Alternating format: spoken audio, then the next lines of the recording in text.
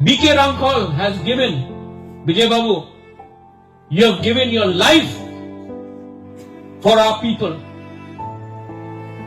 पूरा जिंदगी दे दिया इन्होंने हमारे लिए। हम लोग अपना बच्चा के लिए आज सैक्रिफाइस नहीं कर सकता है, बलिदान नहीं कर सकता, कर सकता है कि नहीं? ओ माय मदर्स, आप लोग मां हैं।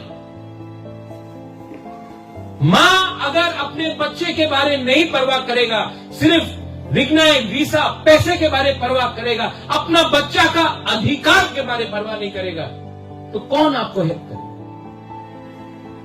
कोई हेल्प नहीं करने वाला है आपको। आप अकेला है और आपका बच्चा का फाइट मां और बाप को करना पड़ेगा। आज यहां मैं आपको बोलना चाहता हूं, they want to change you.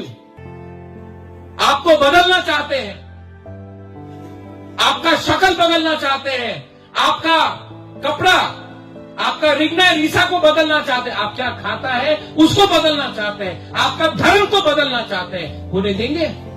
No, we are who we are and we shall not change for politics because we are Tiprasa people, we are indigenous people.